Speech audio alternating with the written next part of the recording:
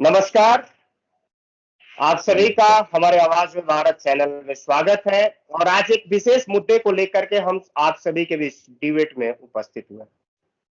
हमारे साथ 3 पैनलिस्ट हैं जो कि जुड़ चुके हैं। पहले हैं हमारे साथ अनिल तिवारी जी, जो कि सिवान से जुड़े हुए हैं और ये जन सुराज के प्रवक्ता है। दूसरी तरफ हमारे साथ प्रदीप सिंह जी हैं जो कि हैदराबाद से जुड़े हुए हैं और ये एक राजनीतिक विश्लेषक है। तीसरी तरफ हमारे साथ पटना से अखिलेश पांडे जी जुड़े हुए हैं जो कि कांग्रेस इंटक के प्रवक्ता है। तीनों लोगों का बहुत सारा स्वागत हमारे इस चैनल में। और हम एक विशेष मुद्दे को लेकर के आप सभी के बीच आए हुए हैं। एक नई पार्टी का स्थापना 2 अक्टूबर को हुआ है, यानी कि जनसुराज, जिसके संस्थापक है प्रशांत किशोर जी। बहुत सारे सवाल खड़े हो रहे हैं। जिस तरह से वहां पे भीड़ देखी गई, बहुत सारी पार्टियां तरह तरह के सवाल खड़ा कर रही है कि भीड़ था ही नहीं, बहुत सारे कर रहे हैं कि नहीं बहुत सारा भीड़ था। इन तमाम बिंदुओं पे बात करेंगे। तो सबसे पहले हमारा सवाल है अनिल तिवारी जी से कि आखिरकार में प्रशांत किशोर एक राजनीतिक रणनीतिकार व्यक्ति होकर के पार्टी बनाने की क्यों जरूरत पड़ गई? अनिल जी। जी सर्वप्रथम आपके दर्शकों और पैनल में जो मेहमान हैं उनको मेरा नमस्कार। जहां तक आपका प्रश्न है कि प्रशांत किशोर जी जो अभी तक 2014 से 2022 तक रणनीतिकार की भूमिका निभाते थे विभिन्न राजनीतिक दलों के लिए, उन्होंने 2022 में जो अपना पदयात्रा शुरू किया और 2024 के 2 अक्टूबर को अपना एक राजनीतिक दल बनाया, उसकी जरूरत क्या थी? अजीत जी, आपको मालूम है कि विगत 35 साल से बिहार में कभी लालू जी की सरकार रही है, कभी नीतीश जी की सरकार रही है, कभी महागठबंधन कर रहा है, कभी एनडीए कर रहा है। लेकिन जहां तक विकास का मुद्दा है, हर गठबंधन दावा करता है कि हमारी जो सरकार जब चली, चाहे महागठबंधन की सरकार थी चाहे एनडीए की सरकार थी, विकास दोनों ने वो अपने अपने दावे कर रहे हैं। लेकिन अभी भी जनता जो धरातल पे है, सबसे बड़ी जो समस्या है वो बेरोजगारी की समस्या है। और प्रशांत किशोर ने यही एक मुद्दा उठाया कि हमारे जो नौजवान हैं, जो बेरोजगार हैं, जो दूसरे राज्यों में, दूसरे देश में रोजगार के लिए जाते हैं, उनका पलायन होता है और हमारी सरकार बनेगी तो हम उसका पलायन रोकेंगे। उन्होंने सबसे बड़ा एक मुद्दा उठाया रोजगार का, और उनको लगा कि हमारे बिहार के बहुत से नौजवान विदेश में जाते हैं, अरब कंट्री में जाते हैं, देश के अन्य अन्य बंबई कमाने जाते हैं, गुजरात जाते हैं, कलकत्ता जाते हैं, दिल्ली जाते हैं, और बिहारी शब्द जो होता है उनके साथ इस्तेमाल किया जाता है, जो एक गाली के रूप में इस्तेमाल किया जाता है। उनसे सबको पीड़ा होता है। जितने भी बिहार के लोग हैं, वह बिहारी नौजवानों की दुर्दशा देखकर सबको पीड़ा होती है। तो एक बिहारी होने के नाते प्रशांत किशोर ने यह महसूस किया कि एक राजनीतिक दल का गठन करके और सबसे बड़ी समस्या जो है बेरोजगारी का, उसको दूर किया जाएगा। जो उन्होंने 2 अक्टूबर के स्थापना दिवस के अपने संबोधन में बताया भी, कैसे हम पलायन को रोकेंगे, कैसे बेरोजगारी दूर करेंगे।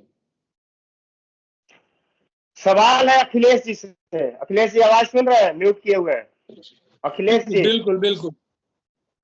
सवाल है कि जनसुराज के प्रवक्ता अनिल तिवारी जी कह रहे हैं कि अगर जनसुराज बनती है, जनसुराज का स्थापना हुआ है बेरोजगारी दूर करने के लिए, पलायन को रोकने के लिए, तो क्या जनसुराज पार्टी सरकार में आएगी तो ये समस्या रुक जाएगी? देखिए, सबसे पहले तो आपके दर्शक को, जो पैनलिस्ट हैं एवं सभी आवाज सुने या जो भी बिहार के सम्मानित जनता है, सभी को मेरे तरफ से नमस्कार और हार्दिक अभिनंदन आपके चैनल के माध्यम में करना चाहता हूँ। जो बड़ी बात आप कह रहे हैं कि जनसुराज के आने से और जाने से बेरोजगारी रुकेगी, यह कहना मैं उचित नहीं समझता। जहां तक बात एक बार आ रही है कि राजनीतिक दल, जो मुद्दा आपने रखा था कि राजनीतिक दल का उदय, मेरा सबसे पहला ये बात कहना है कि किसी भी पार्टी का उदय होना राजनीतिक के एक बहुत महत्वपूर्ण विषय है। अगर राजनीतिक दल राजनीतिक उद्देश्य के लिए करते हैं तो कोई आंदोलन 5 आदमी के साथ अगर कोई आंदोलन खड़ा होता है तो कल 50 से 5,000। उसी तरह अगर राजनीतिक दल अगर कोई एक मुद्दा यानी जो बैठी हुई सरकार है उस सरकार के द्वारा जो कार्य किए जाते हैं उनकी समीक्षात्मक बात की जाती है, उनकी जो नकारात्मक बात होती है वह राजनीतिक दल उसको लेकर चलते हैं, सरकार उसको उसका पॉजिटिव लेकर चलती है। तो जो उदय हो रहा है राजनीतिक दल अगर इनकी अच्छे मंशा के साथ उदय हो, अगर अच्छे तात्पर्य के साथ हो, लेकिन हम इसमें लेकिन भी जोड़ रहे हैं, इस बात को गौर कीजिएगा, अगर अच्छे मंशा के साथ उदय होता है, अच्छे तात्पर्य के साथ उदय होता है तो बिहार में एक नया ऑप्शन भी तैयार होता है। तो देश हित में, राज्य हित में कुछ ना कुछ मुद्दे को तो जरूर आगे लाएंगे जिसकी समस्या का समाधान सरकार को बाध्य होकर करना। लेकिन इससे नुकसान किसका होगा? आप लोग का होगा, आरजेडी का होगा, बीजेपी का होगा? नुकसान किसका होगा अखिलेश जी? नुकसान किसका होगा? जल सुराज के आने से नुकसान किसका होगा? दल में किसी का नुकसान नहीं होता है, जनता के हित के लिए राजनीति किया जाता कि किसी पार्टी विशेष के लिए किया जाता। मैं ये नहीं मानता हूँ राजनीतिक हित के नुकसान की बात में, लेकिन बार बार शब्द कर रहे हैं प्रशांत किशोर जी जो व्यक्तिगत रूप से रणनीतिकार रहे हैं, जो अनिल भैया अभी अपने शुभ गाए हैं, प्रशांत किशोर जी तमाम पार्टी, वह जनता दल ही हो, भारतीय जनता पार्टी हो, कांग्रेस हो, तमाम पार्टी के रणनीतिकार बनने का काम किया और हर काम को उन्होंने पैसा लेने का काम करते हैं, यानी वो एक ठेकेदारी। आप लोगों के पास भी तो गए थे, आपके मैडम के पास गए थे, आप लोगों ने क्यों नहीं एक्सेप्ट किया? लेकिन मेरे मैडम ने नहीं एक्सेप्ट की ना, मेरी मैडम तो नहीं एक्सेप्ट की ना, मेरे मैडम पैसा देने पर एग्री नहीं हुई ना, ये भी तो बात सत्य है। लेकिन भारतीय जनता पार्टी के लिए तो काम किए, किस पार्टी के लिए वो काम नहीं किए हैं और किसके लिए काम नहीं, किससे फंड नहीं लिए हैं? तो प्रशांत किशोर जी हर काम पैसे, लेकिन राजनीति पैसे से ऊपर उठकर, राजनीति हर चीज से ऊपर उठकर किया जाता है। राजनीति एक साधारण चीज नहीं है जो व्यक्तिगत बात नहीं की जा सकती है। प्रशांत किशोर रणनीतिकार हो सकते हैं लेकिन व्यक्तिगत रूप से राजनीतिकार होना अखिलेश जी आपके पास आते हैं। प्रदीप जी किस नजर से आप देखते हैं? एक तरफ जल सुराज के प्रवक्ता कहते हैं कि आने वाले समय में बिहार में जो पलायन है उस पर रोक लगेगा, दूसरी तरफ कांग्रेस के प्रवक्ता कह रहे हैं कि हमारी मैडम के पास गए थे लेकिन हम लोग फंडिंग करने के लिए तैयार नहीं थे। आप किस नजर से देख रहे हैं? जल सुराज का जो स्थापना हुआ है 2 अक्टूबर को, इसके पीछे किसकी फंडिंग है? कहां से इतना पैसा आ रहा है और जल सुराज आने वाले समय में क्या करेगा? सबसे पहले हम अपने दोनों भाइयों को प्रणाम करते हैं और पूरे बिहार की जनता को नमस्कार करते हैं। मैं दोनों भाइयों की पांडे जी का और तिवारी जी की बात को सुन रहा था और मैं आपको अजीत जी आपके चैनल के माध्यम से बता दूं कि 2 अक्टूबर को मैं भी वहां था मौजूद। पूरी प्रशांत किशोर जी का मैंने शो देखा और 3 तारीख को वापस हैदराबाद आया। ठीक है, सबसे पहले मैं बता दूं, नो डाउट प्रशांत किशोर जी से, उनकी बहुत सारी बातों से मैं काफी प्रभावित रहता हूं, इसमें कोई शक नहीं है। वो एक राजनीतिकार थे, राजनीतिक दलों के लिए, भिन्न भिन्न दलों के लिए कार्य किया, ये बात सही है। और देखिए कोई आदमी अपना काम करता है, उनकी कंपनी है आईपैक, वो अपनी आईपैक कंपनी के लिए काम करते थे, उस समय तक वो पैसा लेके काम करते थे। कोई ऑब्वियसली कोई भी काम कंपनी काम करेगी, चाहे मैं करूं आप करो, कोई भी करे तो पैसे के लिए करते हैं, आफ्टर ऑल इनकम होना चाहिए। खैर, अब मैं आता हूं बात पे कि प्रशांत किशोर जी जो दल बनाए हैं उससे क्या इम्पैक्ट, क्या चुनावी परिवर्तन आने वाला है बिहार में, उसके लिए मैं बता देता हूं आपको। प्रशांत किशोर जी का जो आपने मुझे पहले भी, आज से लगभग 10 साल से हमसे जुड़े हैं अजीत जी, और 6-7 साल पहले जो मैंने बातें आपको कही थी, मैं ऑलमोस्ट इंडिया के सारे स्टेट में घूम चुका हूं, देख चुका हूं। आज जो बिहार की सबसे बड़ी जो ड्रॉबैक है, बिहार में ये बात सत्य है कि बेरोजगारी 28वें नंबर पे है। भारत में जितने राज्य उसमें बिहार में सबसे नीचे आ गई है। तो आज तक 1990 से जब से मैं लालू जी को देख रहा हूं और अभी 2024 तक कोई भी ऐसी राजनीतिक पार्टी और कोई भी ऐसा लीडर, पॉलिटिकल लीडर जो आज पावर में है, उस समय भी पावर में था, पिछले 34 वर्षों से पावर में है। आप मुझे एक भी आदमी का नाम बताइए जो बिहार के डेवलपमेंट के लिए काम किया हो। ठीक है, आज बिहार के, हम इन दोनों अपने भाइयों को बताना चाहते हैं कि बिहार में सबसे ज्यादा जो लेबर है, मजदूर वर्ग जो है, वो गुजरात में काम करता है, जिसकी संख्या है 27 लाख। केवल मजदूर की बात मैं कर रहा हूँ। और बाकी जो अलग अलग पदों पे जो काम कर रहे हैं प्राइवेट सेक्टर में, कुछ अच्छे पदों पे, कुछ मिडिल क्लास के वर्कर के रूप में, इन सब की संख्या अगर जोड़ेंगे तो भारत में सबसे ज्यादा बिहारी लोग जो हैं वो गुजरात में कार्य कर रहे हैं। और मैं आपको इसके पर्दे के पीछे की एक बात बता देता हूं, चाहे नरेंद्र मोदी जी हो या कोई भी रहे हो, बिहार का डेवलपमेंट इसलिए नहीं किया गया कि अगर बिहार का डेवलपमेंट हो जाए तो मैं आपको बताता हूं कि भारत में सबसे पहले अगर भूखमरी कहीं आएगी तो आएगी गुजरात। वहां से सारे लेबर माइग्रेंट हो जाएंगे बिहार में और गुजराती लोग भूखे मर जाएंगे, गुजराती से मेहनत का काम होगा नहीं।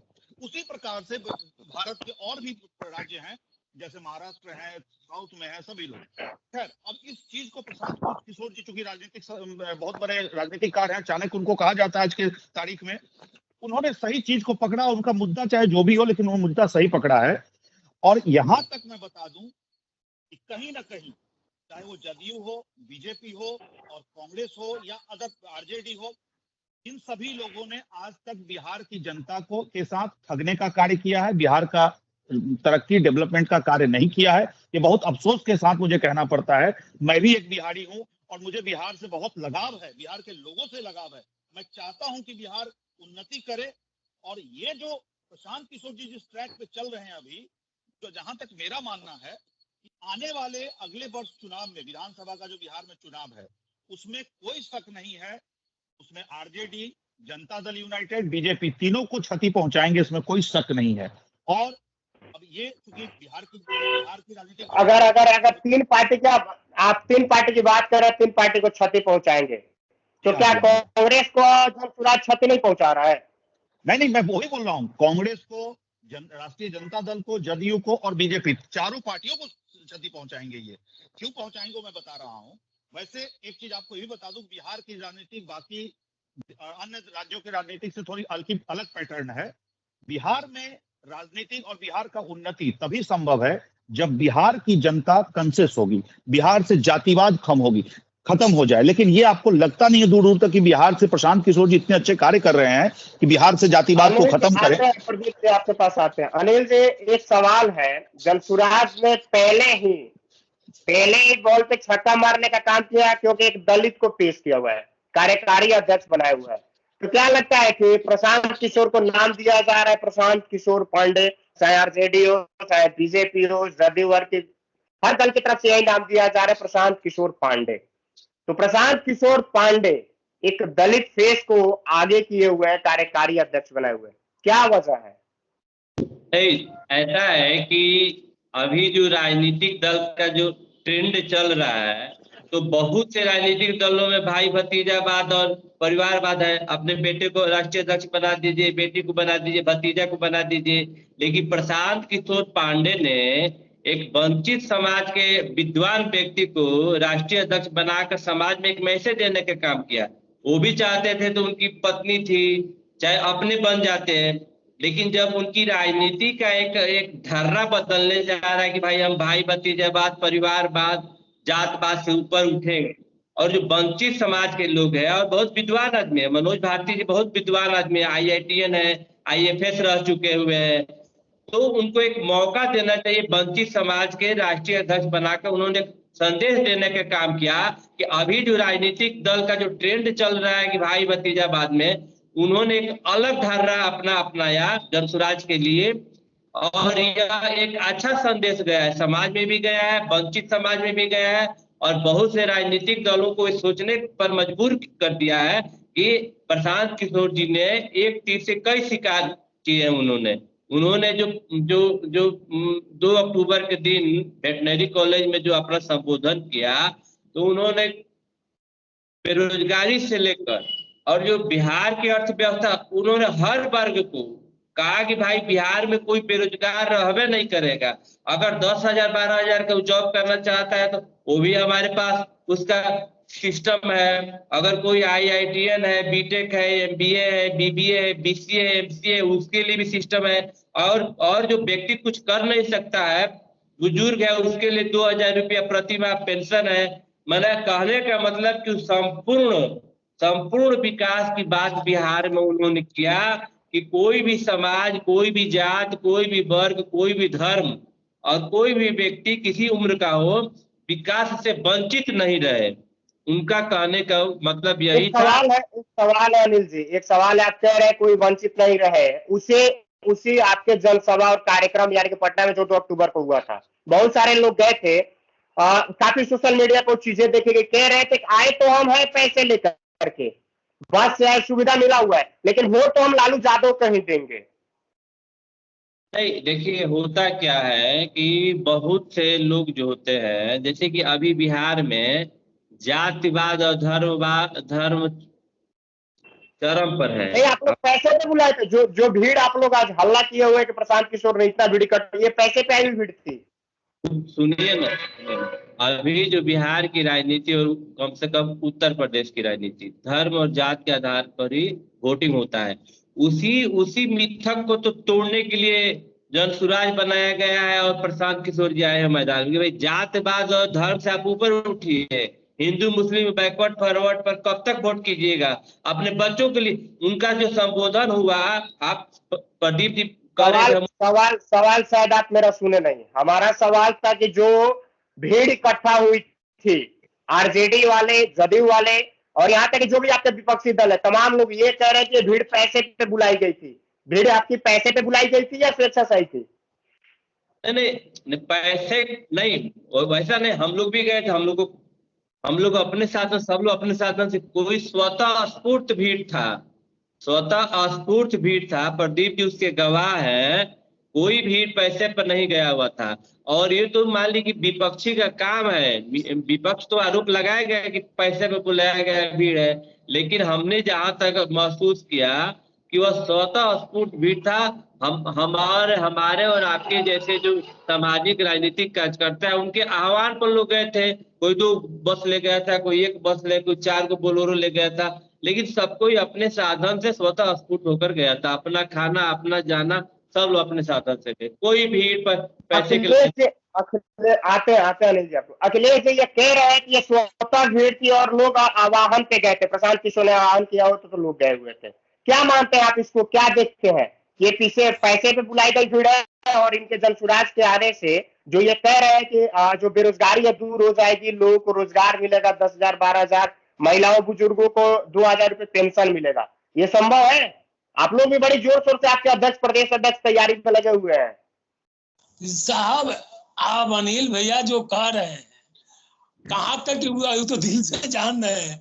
पैसे की बात, अरे भाई उनके पास फंडिंग की व्यवस्था है, कई सरकारों ने उन्होंने कौन कर रहा है? पहले बात सुन लीजिए।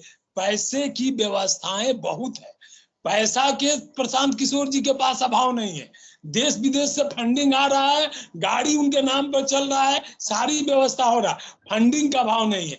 आज ये पार्टी जनसुराज 25 के चुनाव में तक इस तरह से राजा 26 में दिखाई देंगे या कि किसी और राज्य में जाएंगे, ये आप जनता बताएगी। जहां तक आप मुझसे पूछ रहे हैं, मैंने भी डायरेक्ट और इनडायरेक्ट पटना में थे, कहीं ना कहीं किसी ना किसी संसाधन से भीड़ तमाम, ये भी कोई ये नहीं था, स्वअप्लुत नहीं था। जैसे कभी कभी जन आंदोलन कोई होता है, कोई महान क्रांतिकारी होता है, जो भीड़ बिना कहे हुए, हम अभी आपको एक बता रहे हैं, हीट एंड रन का कानून आया था। मैं ट्रेड यूनियन का मजबूती के साथ स्टेट लेवल का लीडर हूं, पूरे बिहार के लोग हमको स्टेट लेवल के लीडर में जानते हैं। और हीट एंड रन के जब लड़ाई चालू हुआ 8 जनवरी 2023 को, इतना बड़ा आंदोलन हम लोग भी अनुमान नहीं किए थे कि वह आंदोलन उतना बड़ा होगा, यहां तक कि भारत के प्रधानमंत्री भी नहीं सोचे थे। तो प्रशांत किशोर जी, जिसको मीडिया ने प्रमुखता से नहीं दिया, प्रशांत किशोर जी का उस तरह का आंदोलन कतई नहीं था। प्रशांत किशोर जी आज 2 साल से लगातार 2 अक्टूबर को पैदल चलने का गांव गांव में काम किए, प्रशांत किशोर जी अपनी पार्टी बनाने के लिए प्रत्येक पंचायत में, प्रत्येक गांव में, प्रत्येक वार्ड में संगठन खड़ा करने का काम किए हैं। उनके जुआ संगठन, क्रीड़ा संगठन वगैरह डिस्ट्रिक्ट संगठन के लेवल पर उनका खड़ा करने का। लेकिन मैंने जब बना तो पता किया, आज मैंने पता चल रहा है 2 साल में वह संगठन फिर किसी और दल में चले गए, कहीं और जाकर खा। तो शुरू में थोड़ा पैसा देकर, लालच देकर प्रशांत किशोर जी के पार्टी बनाने का काम किया। यानी आप कह रहे हैं, आप कह रहे हैं बहुत महत्वपूर्ण बात कर रहे हैं। अगर वो बन गया होता, अगर वो संगठन काम करता होता, तो प्रशांत किशोर जी का गांधी मैदान भर देने के लिए बहुत बड़ी ताकत होती, कोई बहुत बड़ा। लेकिन फेलियर हो चुके हैं, कह रहे हैं कि प्रशांत किशोर फेलियर हो चुके हैं, साफ तौर पर इनका कहना है कि प्रशांत किशोर फेलियर हो चुके हैं। इतनी बड़ी पैसा खर्चा करके 2 साल पद यात्रा करने के बाद उन्होंने वेटनरी कॉलेज को भरने का काम नहीं किया। और क्या बात, जितनी बड़ी अखिलेश जी आपको पता होना चाहिए, गांधी मैदान में 2 अक्टूबर को सरकारी कार्यक्रम था, गांधी जयंती का था, सरकार ने नहीं दिया। उसमें गलती प्रशांत किशोर जी की नहीं थी। प्रशांत किशोर जी ने गांधी आवेदन किया था। 2 अक्टूबर को जयंती के दिन नीतीश कुमार की सरकार ने गांधी मैदान किसी को नहीं दिया, क्योंकि सरकारी कार्यक्रम होता है, मुख्यमंत्री जाते हैं, राज्यपाल जाते हैं। भैया एक बड़ा आरोप लगा रहे हैं अखिलेश जी, एक बड़ा आरोप लगाया कि फंडिंग आप लोग को देश विदेश से हो रहा है। ये फंडिंग कर कौन रहा है? हो रहे हैं कि पंचायत लेवल पर जो आपने संगठन बनाने का काम किया, वो पंचायत लेवल पटना में उतना भीड़ कतई नहीं था। जो आपने पद यात्रा किया उसका भाव नहीं हुआ, और ना ही उस तरह की संख्या बल था। मैं दोनों भाइयों को मैं थोड़ा कुछ कहना चाहता हूं। आप लोग थोड़ी मेरी बातों पे ध्यान दीजिएगा। राहुल गांधी जी पूरे देश की पदयात्रा किए, जिसका चुनावी रिजल्ट इंपैक्ट इस बार 2024 में देखने को मिला। ठीक है, मानते हैं इस बात को आप लोग? और ये रिजल्ट परिणाम जो है वो 99 सीट 100 सीट नहीं होता। अगर राहुल जी की कांग्रेस पार्टी में जितने भी जो भ्रष्ट नेता हैं, जो पैसे की आप बात किए, पैसे लेकर के टिकट बेचने का काम करते हैं, ये सब करते हैं, और खास करके पुराने लोग, तो मैं इनडायरेक्ट में आपको बता रहा हूँ, समझने वाले समझ गए होंगे। अगर ऐसा नहीं होता, सही उम्मीदवार को कांग्रेस पार्टी टिकट दी होती, तो मैं बताता हूं कि बिहार नहीं पूरे देश में कम से कम कांग्रेस को 150 सीट आई होती। इस बार बहुत अच्छा मौका था, लेकिन आपने उस मौके को भुना नहीं पाया। दूसरी बात मैं आपको बता दूं, उसी प्रकार ठीक प्रशांत किशोर जी को देखिए, वो व्यक्ति 8 साल यूएस में नौकरी करते हैं, 3 साल साउथ अफ्रीका में नौकरी करते हैं, उसके बाद भारत आते हैं वापस। सबसे पहले प्रधानमंत्री नरेंद्र मोदी जी के लिए 2012 से काम करते हैं, उनको प्रधानमंत्री बनाते हैं।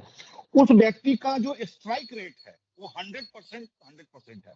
जिस पार्टी के लिए काम किया, जिस दल के लिए, जिस व्यक्ति के लिए काम किया, उसको सक्सीड कराया। ये बात को आपको बाय हुक बाय क्रुक आपको एक्सेप्ट करना पड़ेगा, ठीक है ना? अब आ जाइए, उनको क्या पड़ी है कि बिहार में एक एक गांव में, एक एक गली में, एक एक घर में लोगों से जाकर के अप्रोच करना, उनकी बातों को सुनना, अपनी बातों को उनके सामने रखना, ये एक बहुत बड़ा इम्पैक्ट पड़ता है, नो डाउट। लेकिन मेरा जो नट सेल में कहना यह है कि प्रशांत किशोर जी का एक ही ड्रॉबैक हो सकता है कि अगर 2025 के चुनाव में उन्होंने भी आप कांग्रेस को, बीजेपी, आरजेडी, जदयू, इन सब दलों की तरह अगर पैसा लेकर के या पैसे के लालच में टिकट बांटना शुरू कर देंगे, तो वो फेलियर होंगे, इसमें नो डाउट।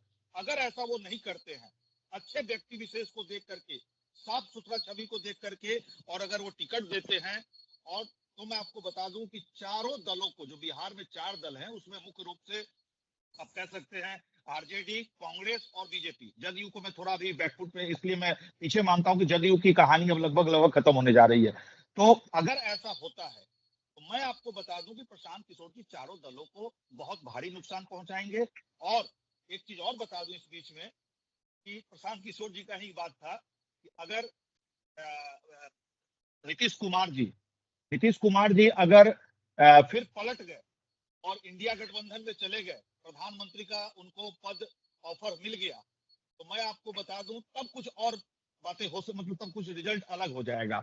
लेकिन ऐसा भी संभव है, क्योंकि राजनीतिक बहुत अलग टाइप की खेल है, शतरंज की तरह। दूसरी चीज, बहुत इंपॉर्टेंट बात आप लोग से मैं कहना चाहूंगा कि आप लोग जो कह रहे हैं फंडिंग और ये और जातिवाद, तो मैं एक बात बताता हूं कि जातिवाद बिहार से इतना जल्दी तो खत्म नहीं होगा, लेकिन हाँ, जिस तरह से जयप्रकाश नारायण जी ने आंदोलन छेड़ा था, उससे लालू यादव, रामविलास पासवान, मुलायम सिंह यादव, शरद यादव, ये सब जन्म लिए। ठीक उसी तरह से अरविंद केजरीवाल जी अन्ना हजारे से जन्म लिए। प्रशांत किशोर जी का भी कुछ इसी तरह का पैटर्न चल रहा है और इसका कुछ रिजल्ट होगा, ऐसा नहीं कहता हूं।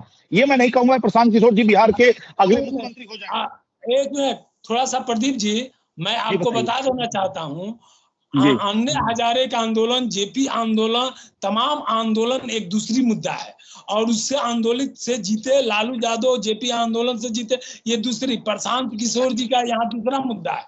अब आपने जो जातिवाद का कहा, मैं अभी गोवा, आपके अभी जहाँ हैदराबाद भी गया हूँ, कई शहरों का, कई राज्यों का भी मैंने दौरा किया हूँ। जातिवाद तो पूरे देश में है।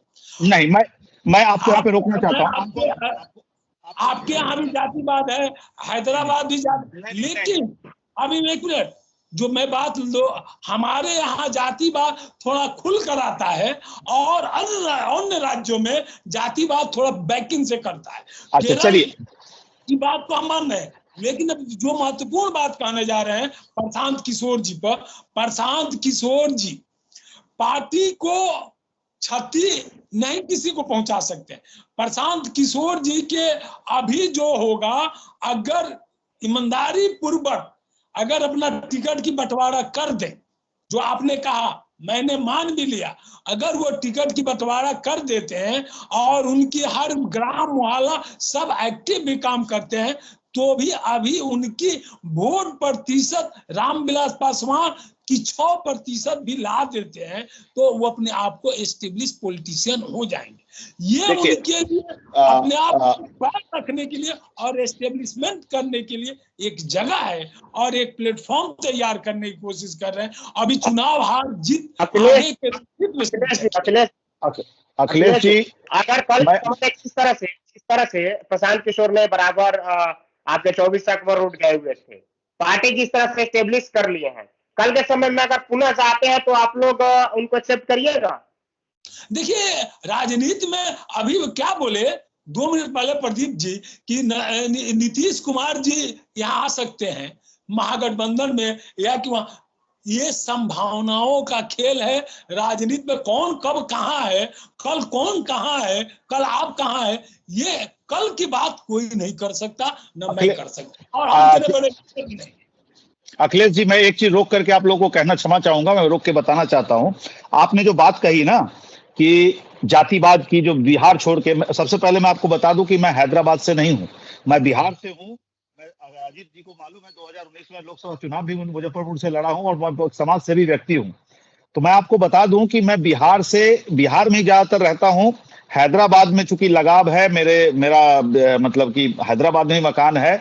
मैं पूरे देश के हर एक राज्य में ऑलमोस्ट घुमा हूं और रहा हूं। आपको मैं बता दूं, जातिवाद जो आपने कहा कि सभी राज्य में है, मैं इस बात को मानता हूं, लेकिन जातिवाद जो मतलब कि कैंसर की तरफ बिहार और यूपी में फैला हुआ है ना, वो किसी राज्य में नहीं है, पहली बात। और इसका कहीं ना कहीं हम आप ही मतलब कि गुनहगार अपने आप को साबित करेंगे। हमारे पूर्वज को ले लीजिए, हम लोग ले लीजिए। सबसे पहली बात कि बिहार में जातिवाद की वजह से इम्पैक्ट तो पड़ेगा, वो मैं मानता हूं, लेकिन आप एक बात मुझे बताइए, अगर आपके अभी वर्तमान में बिहार के प्रदेश अध्यक्ष अखिलेश प्रसाद सिंह जी हैं, अगर ये 2025 के चुनाव तक भी प्रदेश अध्यक्ष अगर आपके रहते हैं कांग्रेस, हम आपकी बात को थोड़ा सा प्रदीप जी काटना यहाँ चाहूंगा। आप एक चीज बता दीजिए जातिवाद पर, नीतीश कुमार, क्योंकि हम लोग राजनीतिक बात कर रहे हैं, नीतीश कुमार की जाति से कितने % का लोग हैं? लालू यादव पर तो आप जाति बात कर सकते हैं। 18 साल से तीसरी नंबर की पार्टी होते हुए, दूसरी नंबर की पार्टी होते हुए नीतीश कुमार मुख्यमंत्री है, उनके जाति के कितने % लोग हैं?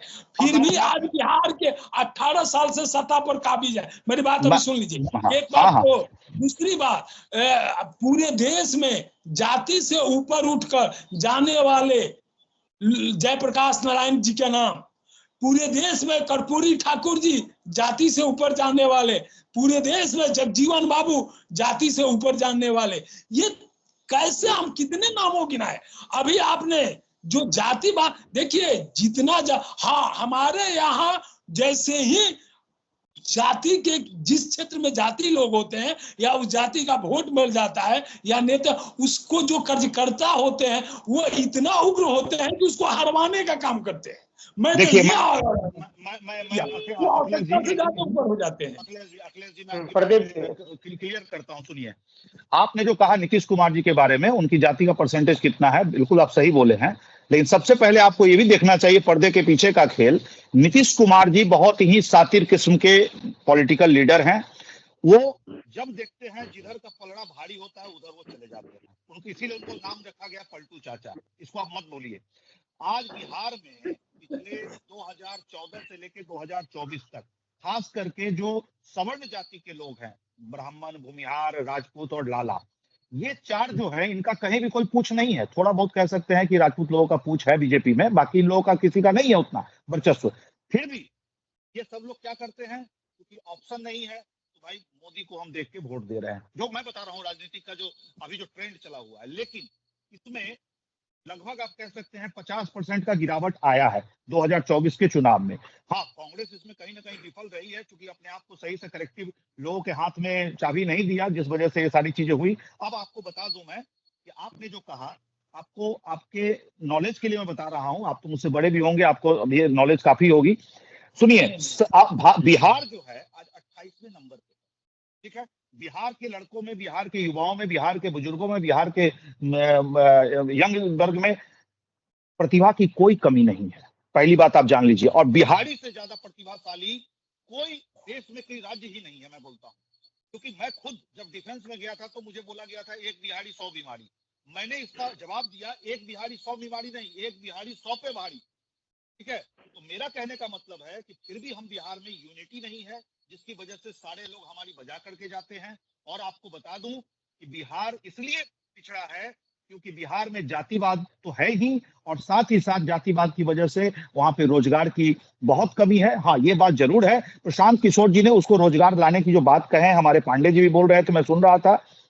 लेकिन ये बहुत बड़ी चैलेंज है, बिहार में रोजगार आप कहां से लाएंगे? इतने बिहार में जो इतनी करोड़ों एम्प्लॉयमेंट है, अनएम्प्लॉयमेंट है, उसको आप कैसे फुलफिल करेंगे? ये तभी होगा जब बिहार में कल कारखाने आएंगे, बिहार में रोजी रोजगार आएगा, तब होगा, लॉ एंड ऑर्डर सही होगा, तब जाके बिहार का बदलाव होगा। दूसरी अजीत जी, एक सेकंड एक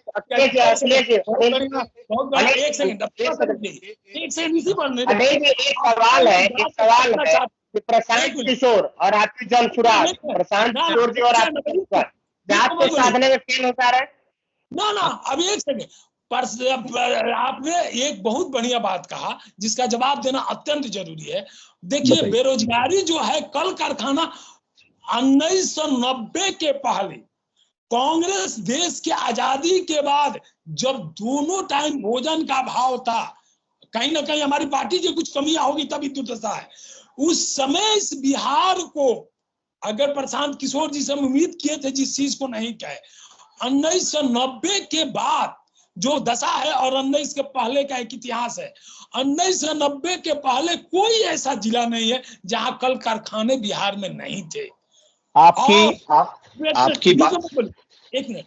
और सबसे बड़ी, जब तक इस बिहार के प्रशांत किशोर जी हो या तमाम राजनीतिक पार्टी हो जिस पर चर्चाएं कांग्रेस के इंटरनल सभा में होती है, मैं आज यहाँ बोल देना चाह रहा हूं कि बिहार में हर जिला में कांग्रेस के चीनी मिल वगैरह, सूता मिल, तमाम तरह के इंडस्ट्री उसके हिसाब से देने का जो काम किया, जूट मिल सब बंद। अगर उसको पुनः रिफॉर्म कर दिया जाए और किसान आधारित एग्रीकल्चर के लिए हम लोग डोमेस्टिक चीज को प्रशांत किशोर या तमाम चीज लेकर आ जाएगा तो स्वतः बेरोजगारी चला जाएगी, स्वतः लोगों को मिलना। लेकिन आज के दिन में हर राजनीतिक पार्टी के जुमावा जो है, प्रशांत किशोर जी भी पुराने पद्धति को ही आगे लाने का काम कर रहे हैं। नए पद्धति अखिलेश अनिल को मौका दीजिए। एक सवाल ये लोग बार बार उठा रहे हैं, एक सवाल उठा रहे हैं कि प्रशांत किशोर जो है जात को साधने में फेल हो जा रहे हैं, विफल हो जा रहे हैं, और आने वाले समय में बिहार एक कास्टिज्म के ऊपर चलता है। किस कास्ट का वोट ज्यादा है विधानसभा में, लोकसभा, उसको देख करके टिकट बांटा जाता है। तो क्या इसमें आप लोग विफल है? अब बता रहे हैं कुछ बातें जो हमारे पैनल के सदस्य उठाए थे, तो उस पर कुछ फंडिंग पर बात किए थे वो लोग, फंडिंग पर। तो हम बता देना चाहते हैं कि 2014 से लेकर 2022 तक प्रशांत किशोर ने लगभग 10 राज्यों का चुनाव उन्होंने विभिन्न, ममता बनर्जी का हुआ, तेलंगाना में हुआ, आंध्रा में हुआ, महाराष्ट्र में हुआ, पंजाब में हुआ, और आपको यहाँ तमिलनाडु में। तो जो भी चुनाव लड़वाते थे एज ए रणनीतिकार पैसे लेके लड़वाते थे, और 10 स्टेट का चुनाव उन्होंने लड़ाया है। तो जो भी पैसा उनके पास है पब्लिक डोमेन है, उसके लिए वो टैक्स देते हैं सरकार को। कोई हिडन मुद्दा नहीं है, हिडन एजेंडा नहीं है। उन्होंने स्वीकार किया 2022 के बाद मई में जब बंगाल का चुनाव करा के उन्होंने छोड़ दिया कि अब आज से हम रणनीतिकार का काम नहीं करेंगे, रणनीतिकार की भूमिका में नहीं रहेंगे। तो उन्होंने बताया कि हम 10 राज्यों के चुनाव लड़ाए हैं और पैसे लेकर लड़ाए हैं, और वह पैसा सरकार के नजर में है। आज की सरकार से कोई भी पैसा कोई छुपा के कोई रख नहीं सकता है। तो उसके लिए वो टैक्स पे करते हैं, और उन्हीं पैसों से आप सवाल उठा के फंडिंग कौन करता है, फंडिंग कौन करता है? अरे फंडिंग कोई नहीं करता है, उनके पास पैसा है, उस पैसे से अपना पार्टी चलाते हैं, संगठन चलाते हैं। और दूसरी बात जो रोजगार का मुद्दा है, तो अभी अखिलेश जी ने कहा चीनी मिल था, सही बात है था, लेकिन नीतीश कुमार ने उन सभी चीनी मिलों को बंद करने का काम किया, और न केवल चीनी मिलों को बंद कर दिया बल्कि उसकी इंच इंच जमीन को बेच दिया। अभी सिवान का पचरुखी का चीनी मिल है, इसका एग्जाम्पल है, उसका जमीन टुकड़ों टुकड़ों में करके नीतीश कुमार ने जमीन माफियाओं को बेच दिया, भू माफियाओं को बेच दिया। तो कहाँ तो इन्होंने आश्वासन दिया था कि अब जितनी भी बिहार में चीनी मिल है उसको खोलेंगे, वहां उन्होंने चीनी मिल की जमीन को भी बेच दिया। अपने यहाँ बिहार में थर्मल पावर होते, कांटी, मुजफ्फरपुर, बरौनी दोनों बंद है। बिजली का दूसरे स्टेट से आयात करते हैं, जिसके चलते बिहार के लोगों को बिजली महंगी मिलती है। अभी जो मुद्दा चल रहा है स्मार्ट मीटर का, 3 मुद्दा है बिहार में जो बिहार सरकार को, नीतीश कुमार को लेकर डूब जाएगा।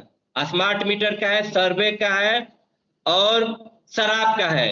शराब बंदी तो आप दिखा रहे हैं, शराब बंदी है, लेकिन शराब बंद कहाँ हुआ है? शराब बिकता भी है, शराब मिलता भी है, और शराब लोग पीते भी है। इसको बंदी कहा जाएगा? और उल्टे बिहार सरकार को राजस्व में नुकसान होता है। स्मार्ट मीटर का वही तमाशा है। एक जो यहाँ ऊर्जा विभाग के सीएमडी थे संजीव हंस, वह एक कंपनी को ठेका देने के लिए, एक कंपनी को ठेका, स्मार्ट मीटर का ठेका देने के लिए करोड़ों की गाड़ी उन्होंने लिया था घूस में। अभी गाड़ी लिया था वो तो देखा गया कितना पैसा लिए थे, ईडी ने छापा डाला, जांच का विषय है। स्मार्ट मीटर का वही हाल है, शराब का वही है। सर्वे में इन्होंने जो धोखा खाया फिर 6 महीने के लिए बंद कर दिया। अब आपने प्रश्न उठाया था जात के लेकर, तो यह प्रश्न हमारे नेता भी कहते हैं कि नीतीश कुमार की कुर्मी समाज के लोग का 1.5% आबादी है, फिर भी 18 साल से सीएम है। और जो हमारे नरेंद्र मोदी जी प्रधानमंत्री है, उनके बिरादर का जो तेली समाज से आते हैं, उनके बिरादर के यहाँ 3% लोग हैं, फिर भी बिहार के लोग वोट देते हैं। 12 को उनके सांसद जीते हैं भाजपा के, और देश के प्रधानमंत्री है। तो बहुत हद तक बिहार और कुछ पूर्वी जो उत्तर प्रदेश है, जातीय फैक्टर है, इसे हम इनकार नहीं कर सकते। लेकिन इन्हीं संघर्षों से, इन्हीं जो जनता के बीच आदमी जा रहा है, जन सुराज जा रहा है, जनता इस बात को समझ रही है कि इतने दिन तक जात और धर्म में यहाँ के नेताओं ने हमको उलझा कर रखा, जिसके चलते बिहार विकास से कोसों दूर है। अभी पलायन की स्थिति, सवाल खड़ा किया जाए कि रोजगार क्या से, अरे रोजगार जो अन्य अन्य राज्यों में हम जाते हैं जहाँ उद्योग धंधा है, वह क्या बिहार में खड़ा नहीं हो सकता है? बिहार केवल लेबर सप्लाई करने का फैक्ट्री पैदा करता है, यहाँ भी फैक्ट्री लग सकता है, उद्योग लग सकता है। ठीक है, तो उसके लिए रोड मैप जन स्वराज के जो रणनीतिकार है प्रशांत किशोर ने रोड मैप बनाया, और उसका बहुत बहुत हिस्सा, बहुत खाका उन्होंने अपने संबोधन में बताया भी कि कैसे हम पैसा इकट्ठा करेंगे, कैसे कैसे उद्योग कैसे रोजगार देंगे, कैसे शिक्षा, कैसे स्वास्थ्य, ये सब उन्होंने बताया। रोड मैप के खाका जो उन्होंने वेटनरी कॉलेज के मैदान में अपने संबोधन में बताया, ये सबको बता दिया। लेकिन बिहार सरकार उस पर काम करना नहीं चाहती है। बिहार सरकार अनिल जो है जी, कि जो पलायन का मुद्दा है, सबसे बड़ा मुद्दा बनने जा रहा है इस बार के चुनाव में। सबसे बड़ा मुद्दा जो बनेगा वो रोजगार और पलायन का मुद्दा बनेगा बिहार चुनाव में। पांडे जी, मैं आपकी बात से बहुत हद तक तो सहमत हूं, लेकिन कुछ चीजों को मैं बताना चाहूंगा। बिहार में जो जातिवाद की बात है, उसमें आपको मैं ये बता दूं कि प्रशांत किशोर जी को जो वोट परसेंटेज जो मिलेंगे, वो वोट परसेंट काटने में उसमें ज्यादा उनको फायदा होगा, खासकर सवर्ण वर्गों में। सवर्ण वर्ग में उनको वोट मिलेगा। मैं आपको ये भी बता दूं उपाध्याय जी की, क्या आप ये कह सकते हैं कि यादव समाज जो है वो 100% प्रशांत जी को वोट दे देगा? नहीं देगा।